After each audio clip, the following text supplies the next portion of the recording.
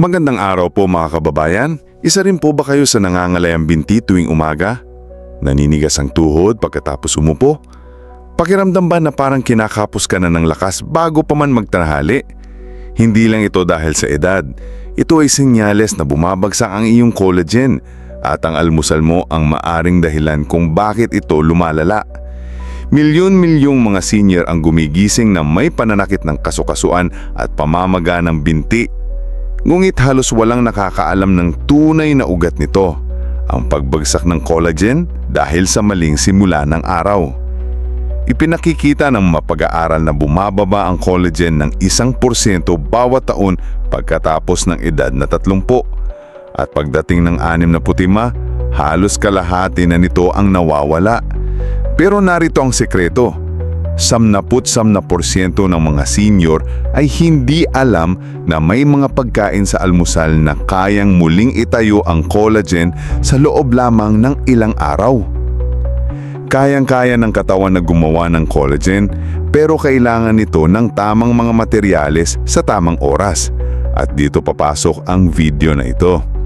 Sa video na ito, ibubunyag namin ang 8 pinakamalalakas na pagkain sa almusal na mayaman sa collagen na magpapalakas ng iyong mga binti, magpapatibay ng tuhod, magbabawas ng pamamaga at ibabalik ang iyong sigla simula sa unang kain sa umaga.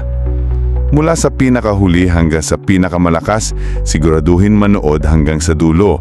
Dahil ang number 1 na pagkain sa listahang ito, ayon sa mga siyentipiko, ay direktang nagbibigay ng collagen sa katawan at nagpababa ng pananakit ng kasukasuan ng higit sa 50% sa mga senior na regular itong kinakain. Lahat ng impormasyon sa video na ito ay base sa tunay na siyensya, walang hula-hula, walang paligoy-ligoy. Lahat ay peer-reviewed na mga pag-aaral na isinagawa sa mga matatanda tulad mo at lahat ng sanggunian ay nakalista sa description. Pero bago tayo magsimula, sabihin mo sa amin sa comments, ano ang karaniwan mong almusal?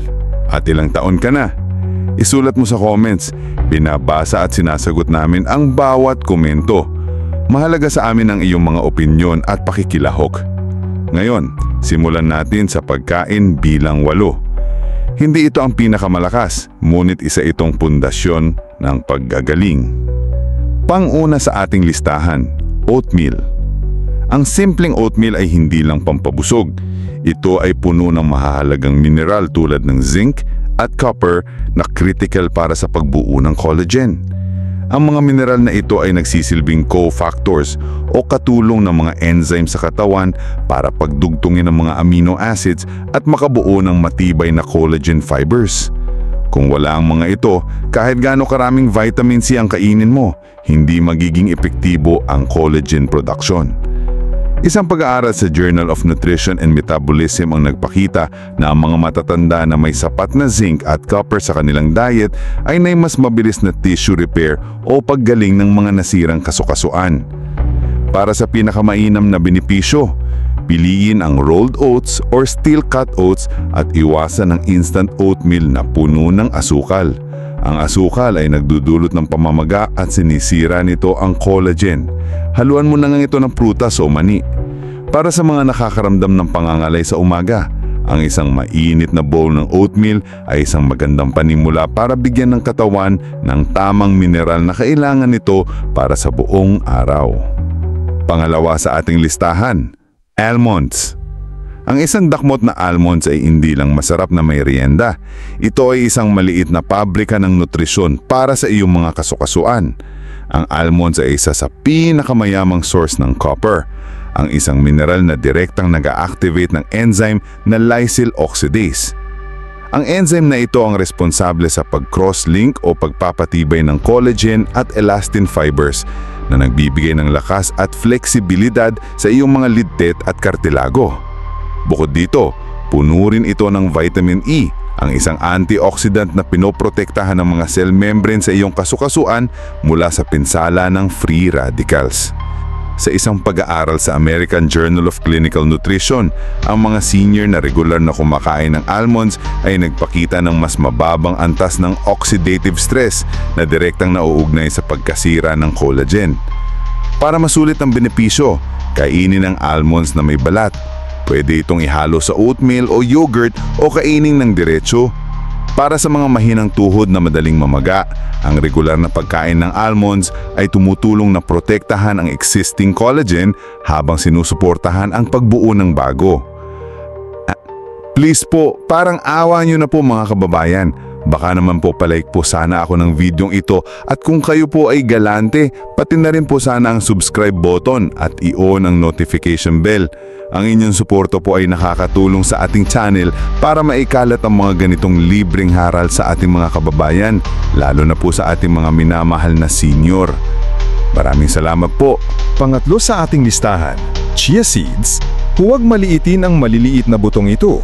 Ang chia seeds ay isang powerhouse ng omega-3 fatty acids, particular ang ALA, alpha-linolenic acid, na kilala sa malakas nitong anti-inflammatory properties.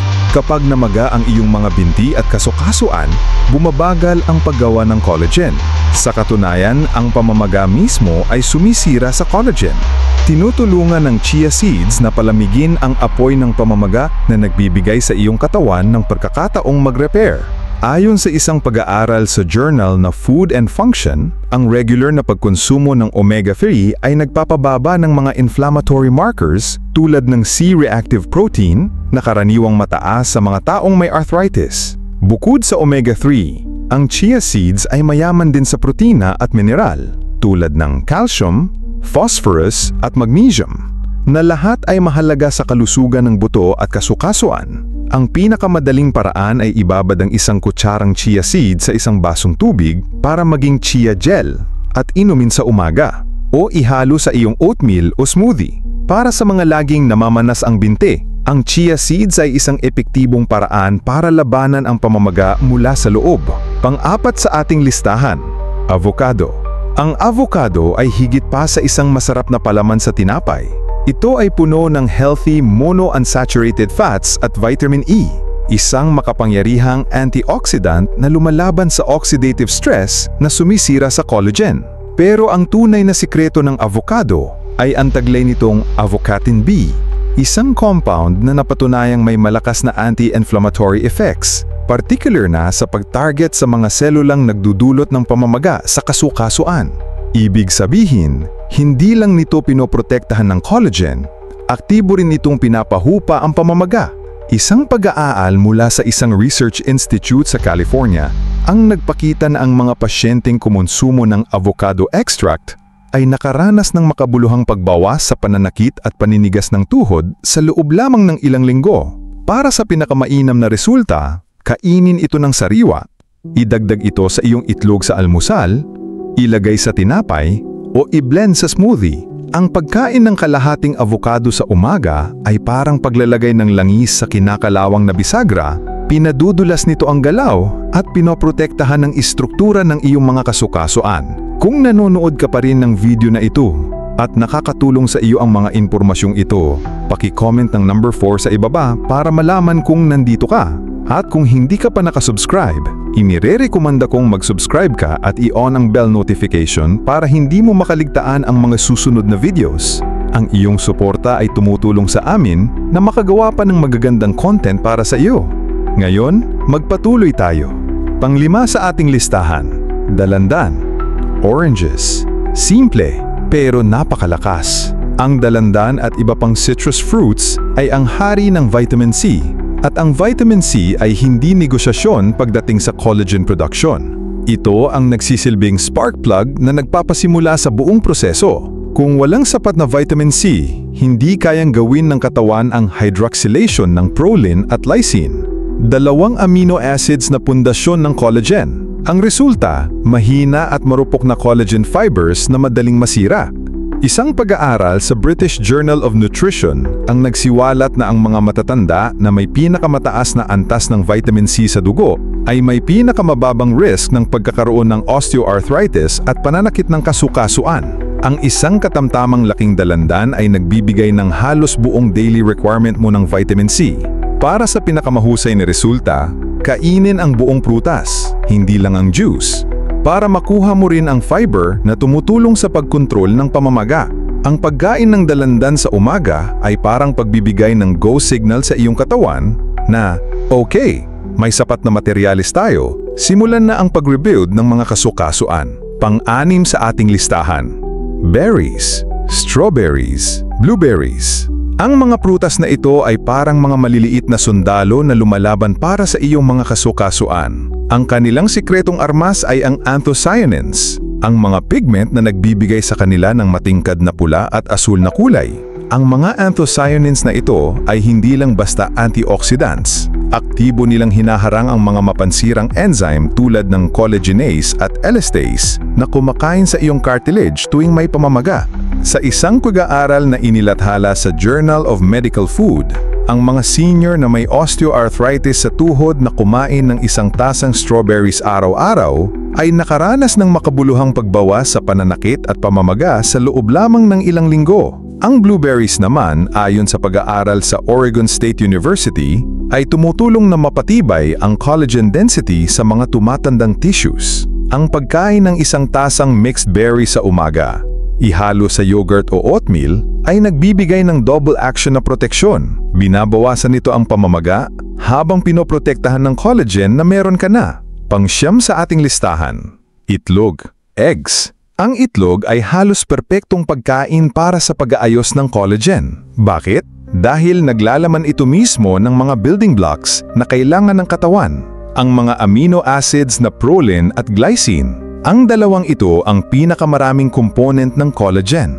Kaya't sa pagkain ng itlog, hindi ka lang nagbibigay ng suporta sa collagen production, direktang nagbibigay ka ng materyales o resources. Isipin mo ito na parang pagbibigay ng semento at hollow block sa isang construction worker. Mas mabilis siyang makakapagtrabaho. Ayon sa isang pag-aaral sa International Journal of Sport Nutrition, ang supplementation ng glycine at proline ay nagpapabilis ng collagen synthesis at paggaling ng mga connective tissue injuries. Ang egg whites ay particular na mayaman sa proline. Samantala, ang egg yolk naman ay naglalaman ng vitamin D at choline na parehong sumusuporta sa kalusugan ng buto at binabawasan ng pamamagat. Ang pagkain ng isa o dalawang itlog sa umaga, nilaga, scrambled o poached, ay isa sa pinakadirektang paraan para pakainin ng iyong mga kasukasuan at simulan ng pagre-rebuild ang iyong mga binti. Pangwalo sa ating listahan: bone broth. Ito na ang pinakamakapangyarihang almusal para sa pagpapanumbalik ng collagen, pag-aayos ng mga kasukasuan, at pagpapalakas ng mga binti.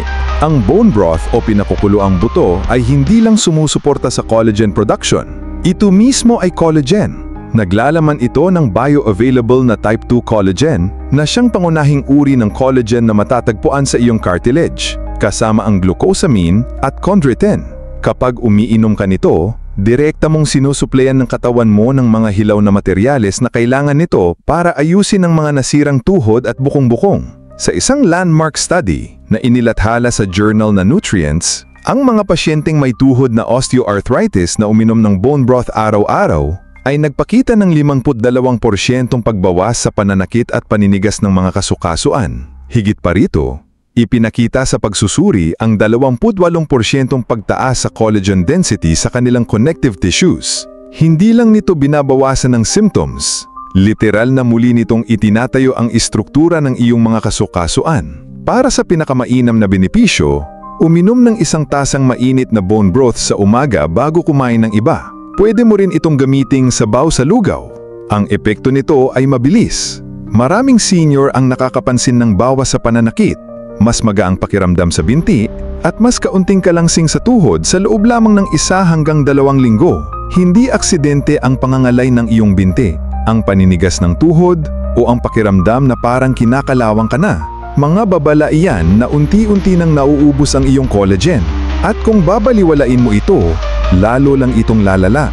Pero ngayon, alam mo na ang solusyon. Natutunan mo ang 8 pagkain sa umaga na hindi lang lumalaban sa pamamaga, kundi muling nagtatayo ng mismong pundasyon na kailangan ng iyong mga binti at kasukasuan. At hindi ito haka-haka. Bawat pagkain sa listahang ito ay suportado ng totoong siyensya.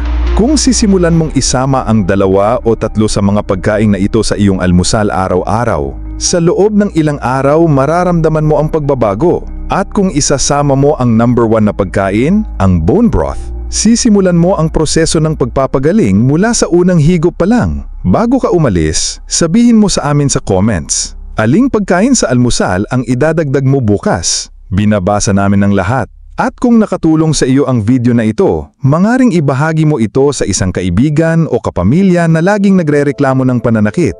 Maaari mong baguhin ang kanilang umaga. At ito po ang Kaalamang Hinog na nagbabahagi sa ating mga kababayan ng libreng impormasyon at laging nagpapaalala, stay healthy. Muli, maraming salamat po at God bless.